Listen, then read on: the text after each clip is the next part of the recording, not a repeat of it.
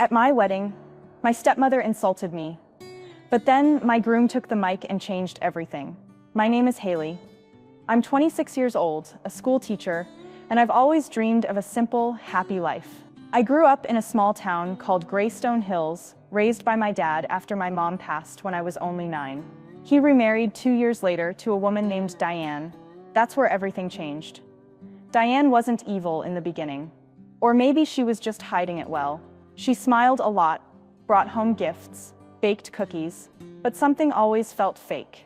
I never forgot the day she scolded me for putting my elbows on the table, loudly in front of guests when I was only 10. Or how she'd always accidentally forget to pick me up after school. But she was good to my dad, and that's what mattered most to me. As I grew older, her dislike became more obvious. She criticized everything I wore, compared me to her niece who went to law school, and made it clear that I would never be good enough. My dad, bless him, always tried to smooth things over, but he was so in love with her that he never really saw the way she treated me. I got used to it. Like a bad smell in the room, you just learn to ignore. Then came Eric. I met him at a friend's charity gala, and he was different. Smart, kind, patient, and rich. But he never led with that. He treated me like I mattered, like I was important. He'd bring me coffee to school, helped grade papers when I was sick, and laughed at my terrible jokes.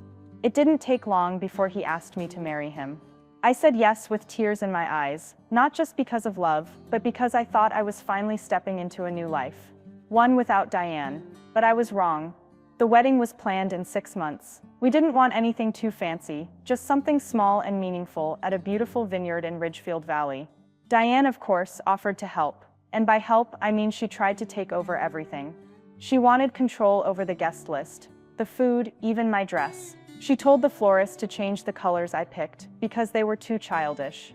She tried to move the cake table because it would block her view, but I held firm. I had learned to smile and say thank you, but no, I had grown stronger. Eric always stood by me too. Still, she found ways to hurt. 2 nights before the wedding, she handed me a box and said it was a family heirloom to wear at the ceremony. It was an old, faded necklace that didn't match my dress at all. When I politely said I would go with something else, she gave me the coldest look and whispered, "You'll regret that." I should have known something was coming. The wedding day arrived. The sun was bright, the vineyard looked perfect, and the guests were settling in with soft music playing in the background. I wore my white satin dress with lace sleeves and held my dad's arm tight as we walked down the aisle. Eric looked like something out of a magazine, in his navy blue suit, eyes locked on mine. Everything felt like a dream, until the reception. We had just finished our first dance. The room was filled with laughter and joy.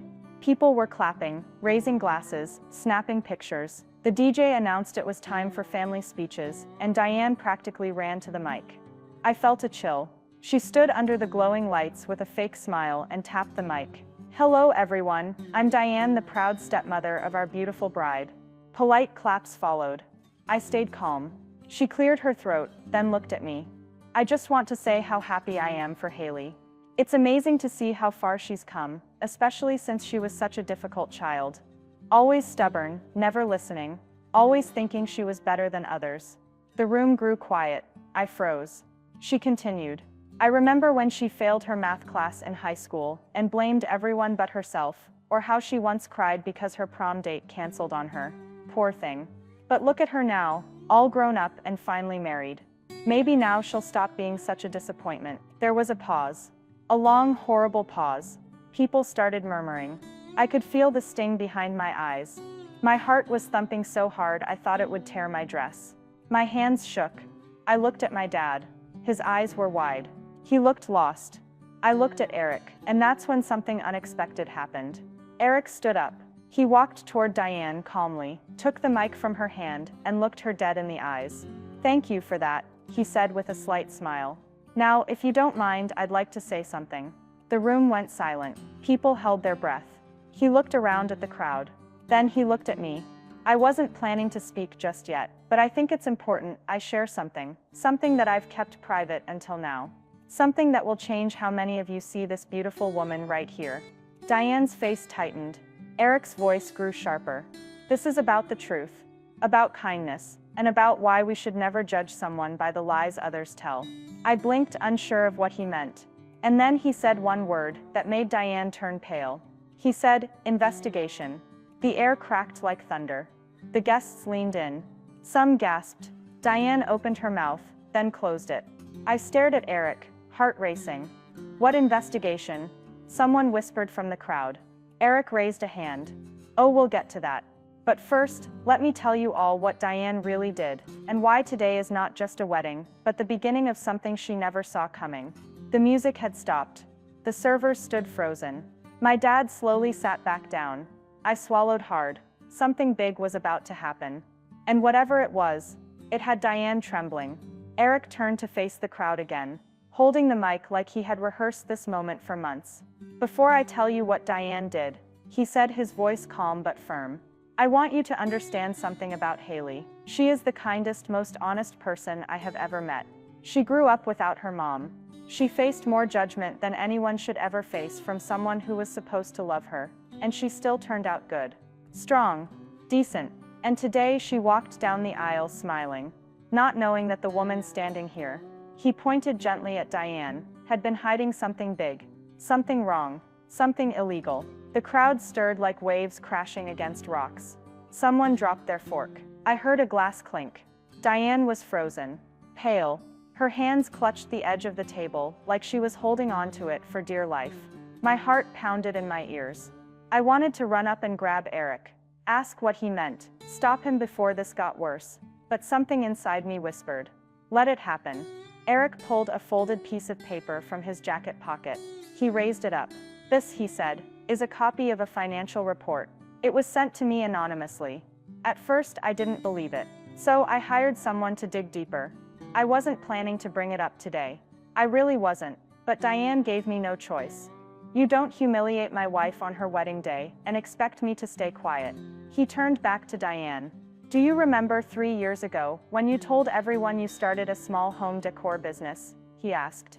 "How you said you were making handmade table runners and vintage candles?" Diane didn't answer. She was stiff, cold, her lips pressed tightly together. Eric continued, "Turns out the business was fake. The money you were spending came from somewhere else. Not your savings, not your paycheck, but from another account." Someone from Diane's table whispered, "What is he saying?" Eric stepped forward, slowly, like he was lowering the boom 1 inch at a time. "That account belonged to a woman named Charlotte Evans, an elderly woman, a friend of your late mother's. You were supposed to be helping her with her online banking." The words felt like tiny bombs. I could feel the tension in the room rise with every second. Eric glanced at me, then back at the crowd. Diane used her access to Charlotte's bank account to move money, little by little, into her own. Over $29,000. And she thought no one would ever notice because Charlotte lived alone, because she trusted her. The room went completely silent. Even the DJ stood still. Eric's voice softened. "But someone did notice. Charlotte's niece. She reported it to the bank last year. A quiet investigation started. But they didn't have enough proof, until now." Diane gasped, finally breaking the silence. "That's a lie. You have no idea what you're talking about." Eric turned to her, completely unfazed. "Actually, I do. You see, Charlotte's niece, her name is Beth. She works at the same law firm as my cousin. And when I mentioned your name a few weeks ago while we were having dinner, she stopped chewing her food and said, 'Wait, Diane Gregson.' That's when everything started falling into place." Diane's hands were shaking now. Her eyes darted toward my dad, who sat with his mouth open. "You're just trying to ruin me," she whispered. Eric took a step closer. "No, Diane, you did that yourself. And today was supposed to be a happy day. A day about love and family. But you couldn't help yourself. You had to take the mic. You had to humiliate Haley." He paused, then said something I never saw coming. "So now, I've decided to press charges. And I've already spoken with the police." Gasps shot through the crowd. One woman actually covered her mouth. A man near the bar muttered, "Oh my God." Diane stumbled back, knocking over a glass of wine that spilled red all over her pale dress. She looked down at it like the stain had been cursed. Her mouth opened, then shut again. I didn't move. I couldn't. Everything was happening so fast. Eric looked back at me with eyes full of love. "I'm sorry, Haley. I didn't mean to do this today, but she forced my hand. You deserve better." And I wasn't going to let her keep doing this to you. My knees felt weak, but I stood. I stood because I finally understood. This wasn't just revenge, it was justice. The guests began to whisper louder now. Some stared at Diane, others looked at me with sympathy. My dad slowly stood up, his face white, his mouth trying to form words. Diane turned to him, tears finally spilling from her eyes. You believe me, right? Please, tell me you don't believe this. My dad looked at her, long and hard. His hands trembled at his sides. He didn't say a word. Then he sat back down. That was when Diane snapped. She grabbed the mic from Eric's hand, almost ripping the cord out. You're all insane, she screamed, her voice high and sharp. You think this is true? It's not. I've given everything to this family. Everything, and you're just a teacher. You think you're better than me now, with your fancy dress and your rich fiancé. Security started moving toward the front. One of the wedding coordinators made a quiet call on her phone. You all want to turn against me? Diane shouted. Fine, but you'll regret this. Then she did something none of us expected. She threw the mic on the ground and ran out of the hall. Just like that, gone. People stood up. Some followed. Others stayed seated, stunned. I stood in the center of it all, breathing hard, heart thudding, head spinning. Eric wrapped his arms around me. Are you okay? I nodded slowly. I think so. But deep down I wasn't. Because this wasn't over. Not yet. Something told me Diane wouldn't go down quietly. And I was right. The rest of the reception was a blur. People tried to keep dancing, eating, acting normal. But the energy had shifted. Some guests left early, whispering and glancing over their shoulders. Others came to hug me, say kind words, tell me I was brave. But none of it felt real. Not after what Diane had done. Not after what Eric had revealed. I sat with Eric in the bridal suite, after most of the guests had gone. My white dress felt heavier than it had hours ago.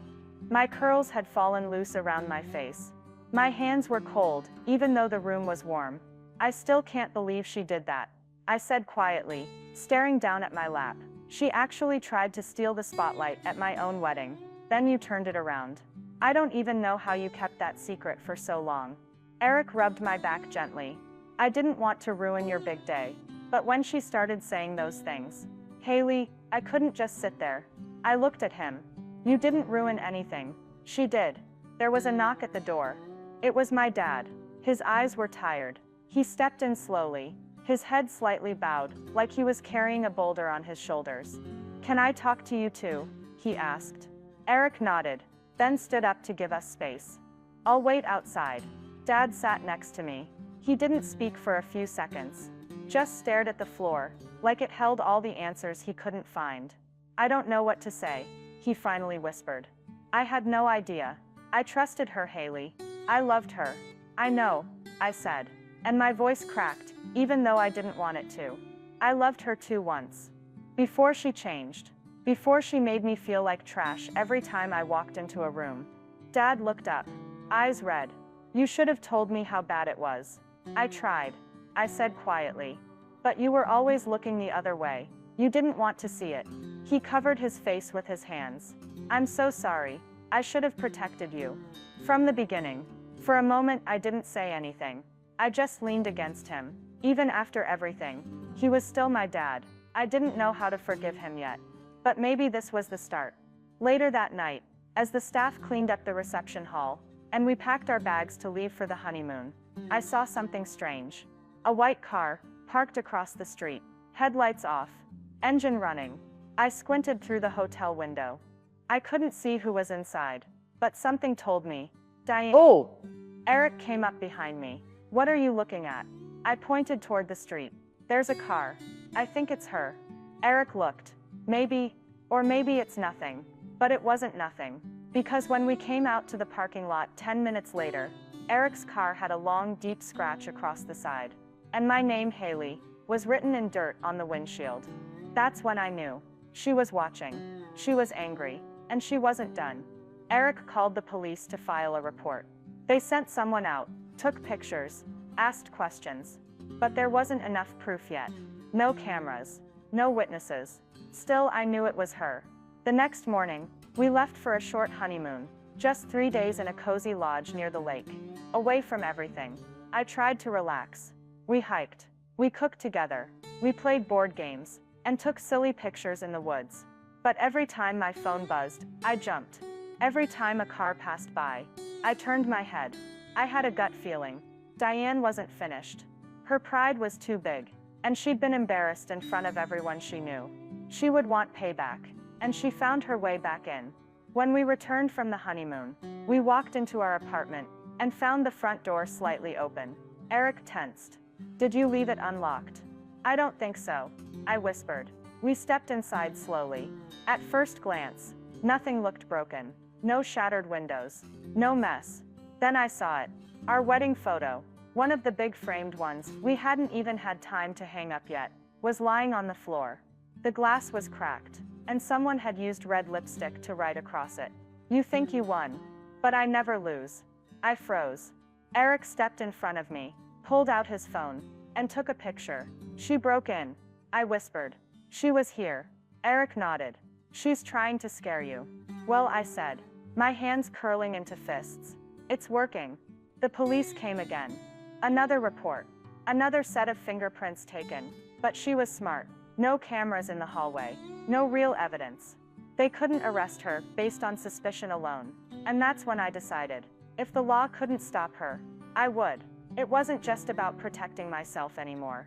It was about revenge. Real satisfying revenge. So I called someone I hadn't spoken to in years. Diane's ex-best friend. Her name was Colleen. They had a falling out 6 years ago. Over something Diane never wanted anyone to talk about. Something nasty. Something hidden. I remembered it because one night, years ago, I heard Diane screaming on the phone with Colleen, threatening her, swearing she'd destroy her if she told anyone. Now I needed to know what that secret was. Colleen picked up, after 2 rings. "Haley," she said, confused. "Why are you calling me?" "I think you know why," I said. There was a pause. Then she sighed. "I always knew this day would come." And that's when she told me. A secret so dark, so ugly, that it made my skin crawl. Diane had done something worse than just stealing money from an old woman. Much worse. And I was going to use it. Not just to stop her, but to destroy everything she'd built. Colleen didn't hold back. Her voice trembled at first. But once she started talking, the truth came out like a flood. Diane used to work at Crestview Assisted Living. Colleen said. She was a volunteer manager there for 2 years. She got close to the residents, especially the ones without family. She'd offer to help pay bills, run errands, handle paperwork. But what she really did was trick them into signing over checks. She forged signatures, opened credit lines in their names. Some of those poor people didn't even know. My chest tightened. Are you saying she scammed elderly people? More than once. I reported her once, anonymously, but she covered her tracks. Blamed others. The investigation just stopped. But I have copies of some old emails and paperwork. I kept them just in case. I knew someday someone would need them. My heart pounded. Colleen, I need them. I'll send everything I have. That night, she emailed me files, scanned documents, copies of complaint letters, one even showing a bank account opened under the name of a woman who passed away 5 months earlier, and the listed address was Diane's. I didn't sleep that night. I stared at the screen, my stomach churning. This wasn't just about revenge anymore. This was about justice. Eric looked over my shoulder as I scrolled through the evidence. She's going to jail for this, he said. I nodded. She made a mistake messing with me. This time, I'm not backing down. But we needed a plan. Just handing the evidence to the police might not be enough. Diane was slick. She'd lie, twist things, maybe even flee. We had to be smart. So we created a strategy. Step 1. Silence. We wouldn't confront her. We'd act like nothing happened. Let her think she still had control. Let her think she was winning. That was the only way we could move in the shadows.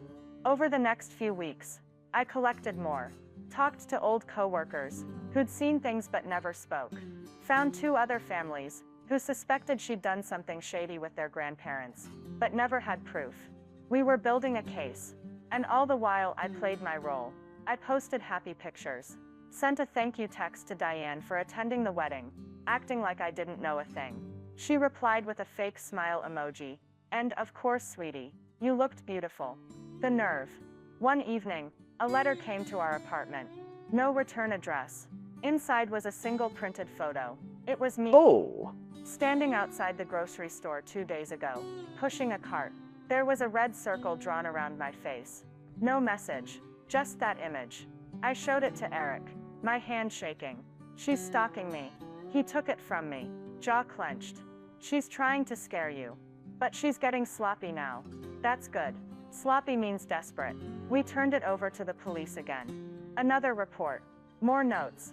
But the detective told us what we already knew. Until Diane physically harmed someone, or got caught in the act, there wasn't much they could do. That's when Eric had an idea. Let's give her a trap, he said. My eyes narrowed. What kind of trap? He leaned closer. One she won't be able to resist. Something public. Something she'll try to sabotage. I thought about it for a second, like an event. He nodded. Bingo. And you'll be the star. So we planned a fundraiser gala for a local memory care center. We said it was in honor of my grandmother, Diane's biggest victim. We invited press, community leaders, families. We even asked Diane to be on the honorary guest list. She replied with a simple, wouldn't miss it. I wanted to throw up, but it had to be this way. We used a different venue, an old event hall in the quiet neighborhood of Mayridge Terrace. It was small, intimate, and had security cameras in every hallway. Colleen flew in for the event. She brought physical evidence, signed statements, copies, everything. She handed it all to a trusted attorney, who was prepared to send it to the authorities and news outlets the second we gave the signal. The gala night came. I wore a soft blue gown and pinned my hair back. I looked calm, confident, but inside I was burning. Eric looked perfect in a black suit. He held my hand the entire night. People mingled, music played, food was served. And then she walked in.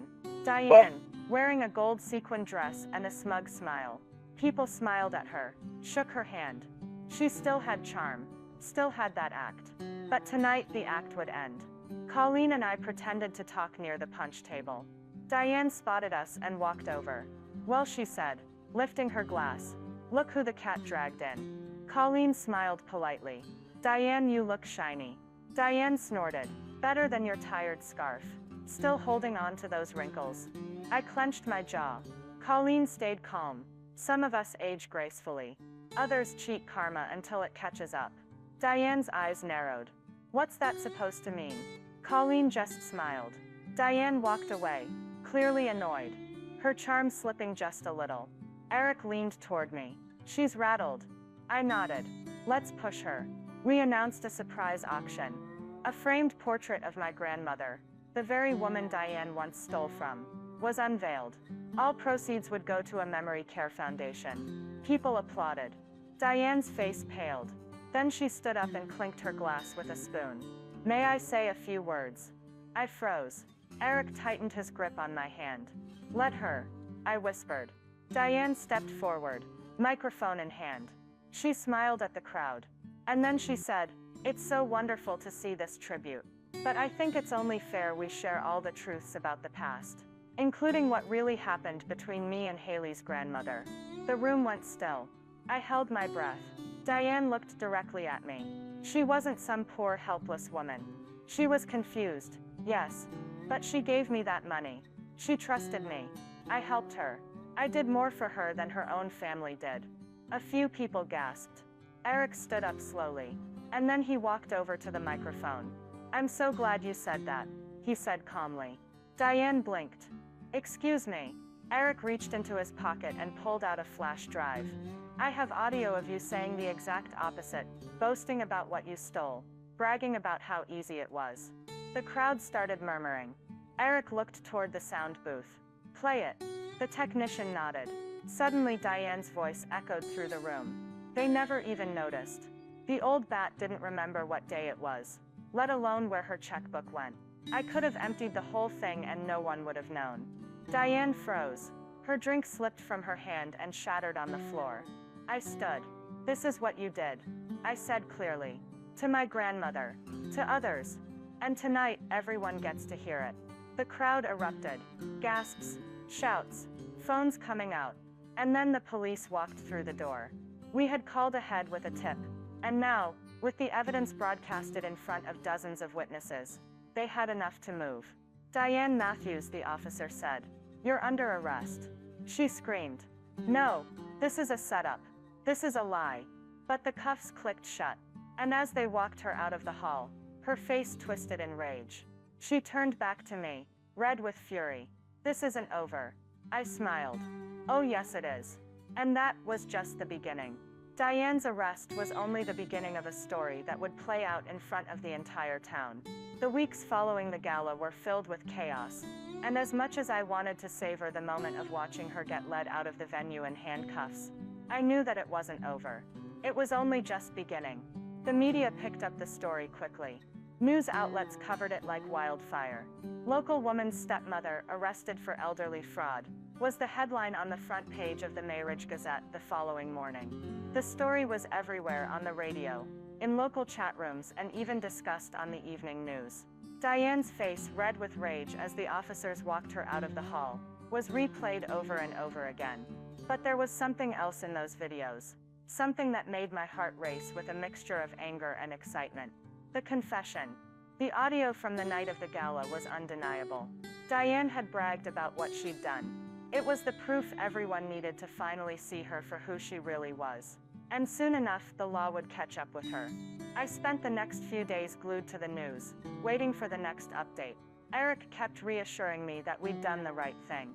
He told me to enjoy the silence for a while, that the calm would soon be replaced with the storm Diane had coming. But the calm was too much. I felt an overwhelming sense of unease. Diane was dangerous. She'd been getting away with her lies and scams for too long. I wasn't ready to rest until I knew that she was going to pay for every last thing she'd done to me, my family, and the elderly people she had taken advantage of. I reached out to Colleen again, asking her to meet me for coffee. She agreed, and we met at a small cafe in the corner of town, far from prying eyes. "Are you okay?" she asked as soon as I sat down, noticing the exhaustion on my face. "I'm fine," I said, trying to sound convincing. "But I need to know everything. I need to understand everything Diane did. Every step she took, every person she hurt. I can't stop now. This can't be swept under the rug." Colleen nodded, her eyes darkened with concern. "I get it. She'll try to get out of this. She's not going down without a fight." "I know," I said, "but I don't think she understands how much I'm willing to fight back." I showed Colleen some of the files we had gathered, more documentation from the bank, other people who had contacted us after the gala, claiming they'd been victims of Diane's fraud in the past. Diane had preyed on people's vulnerabilities, and it wasn't just about money. It was about control, manipulation, and using people as pawns for her own gain. "That's what scares me," Colleen said. "She's not just a thief. She's a master manipulator. She's going to try to turn this around, make it look like you're the villain." I shook my head. "I won't let her. I've got too much evidence now, and I'm not backing down." But Colleen had a point. Diane wasn't the type to go down without a fight. We had to be ready for whatever she was planning next. I had no idea how far she was willing to go, but I knew one thing for sure. Diane would stop at nothing to ruin my life. It was just a matter of time before she made her next move. The following weeks were a blur of tense anticipation. I avoided social media as much as possible, not wanting to give Diane the satisfaction of seeing me sweat. The police investigation continued, but the court dates were dragging. I knew she would try to manipulate the system, pull every trick in the book to delay justice. But it wasn't just her I had to worry about. Diane still had people who believed in her, people who didn't want to see her downfall. There were rumors circulating that she was trying to gather support, building a defense for herself behind closed doors. And the longer the case dragged on, the more I began to feel like Diane was playing me, playing all of us. One evening, Eric and I were sitting in the living room, flipping through the channels. The news had just aired another story about Diane's arrest, and my stomach twisted as they replayed her arrest footage again. She had a face of pure fury, and I couldn't help but think about what she was planning next. Suddenly, there was a knock at the door. I froze. My heart raced. Who could that be? Eric asked, standing up and walking toward the door. I couldn't place the feeling in my gut. It wasn't a feeling of relief. It was something else, something sinister. My instincts told me something wasn't right. Eric opened the door. Standing on the other side was a woman I didn't recognize. She was tall, dressed in an expensive business suit, and looked out of place in our small neighborhood. She had a clipboard in her hand. Can I help you? Eric asked, looking suspicious. I'm here to speak with Haley, the woman said, her voice calm but forceful. I represent Diane Matthews. She's requested a meeting. My heart stopped. I knew this was coming. Diane was trying to get to me, trying to manipulate the situation. I'm not interested in meeting her, I said, standing up and walking toward the door. The woman smiled coldly. Oh, I think you'll want to hear what we have to offer. I slammed the door before she could say anything more, and I turned to Eric, who was just as alarmed as I was. She's desperate, I said, my voice shaking with anger. She's trying to scare me. She thinks she can intimidate me into backing down. Eric grabbed my hand. Don't let her get to you. You've come this far. She's just trying to make you doubt yourself. I took a deep breath, trying to calm myself. I knew Eric was right. Diane had nothing left. She was grasping at straws. But I also knew that she would never give up. She was like a cornered animal, dangerous and unpredictable. And just as I thought the worst was over, a new challenge appeared. It wasn't over. In fact, it was just about to get a whole lot worse. The following days were a whirlwind. Diane's representative had left us with a vague warning, but I couldn't shake the feeling that something bigger was coming. I tried to focus on the positive, the progress we'd made with the police investigation, the overwhelming evidence, and the community that was finally waking up to Diane's true nature. But even with all that, I couldn't ignore the constant nagging feeling in the back of my mind. I knew Diane well enough to understand that she wasn't done yet. The calm before the storm wasn't a comfort anymore. It was a lie. It was a Thursday afternoon when I first noticed something was wrong. Eric had been away for a work trip, and I was sitting at home alone, sipping a cup of coffee, trying to distract myself from the never-ending thoughts about Diane. The doorbell rang, snapping me out of my daze. I stood up and walked to the door, my heart beating a little faster than usual. As I opened it, I wasn't greeted by a friendly face, but by a man in a dark suit. He was holding an envelope, and his expression was serious. Haley Matthews, he asked, his voice deep and authoritative. Yes, that's me, I said, suddenly feeling uneasy. I have a legal notice for you, he said, handing me the envelope. You've been served. I took the envelope, feeling my hands tremble as I opened it. Inside was a formal letter from Diane's legal team. The message was clear and chilling. This is a formal warning. Diane Matthews intends to file a defamation lawsuit against you for spreading false and malicious information about her. You have 48 hours to retract all statements, or we will proceed with legal action. My stomach sank.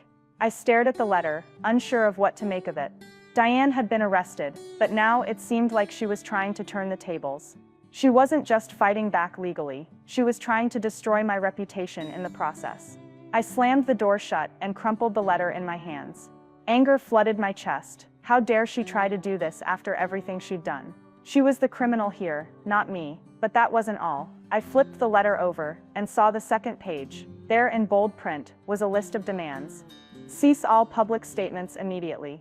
Apologize publicly to Diane Matthews. If you fail to comply, we will pursue a full-scale lawsuit. I took a deep breath, trying to steady my nerves. The audacity, the nerve. I had never been so furious in my life. Diane had spent years manipulating people, taking advantage of the vulnerable, and now she wanted to sue me for telling the truth. I wasn't going to back down. Not now, not ever. But I needed to act fast. I needed to turn the tables on Diane before she had a chance to make me look like the villain. I picked up my phone and called Colleen. We have a problem, I said, my voice tight with anger. What happened? She asked, her tone turning serious immediately. Diane's trying to sue me for defamation. She's threatening to destroy my reputation. She's trying to turn this whole thing around and make me look like the bad guy. Colleen was silent for a moment. This is what we were worried about. She's desperate, but you can't let her control the narrative. I know, I said, pacing the room. I'm not going to let her get away with this. I have a plan. Over the next few hours, I brainstormed with Colleen, going over every angle. We couldn't let Diane get away with this. We needed a strategy that would expose her lies and reveal her true character to the world. I've got an idea, I said, suddenly struck by a thought. What if we use the media to our advantage? What if we show the world exactly who Diane is, before she can do any more damage? Colleen's voice was full of approval. That's exactly what we need to do. We'll take control of the story. Diane won't know what hit her. The plan was simple but effective. We would contact the media ourselves and expose Diane's history, her fraudulent activities, her manipulation, her lies. The more we could show people who Diane really was, the less power she would have to spin the situation in her favor.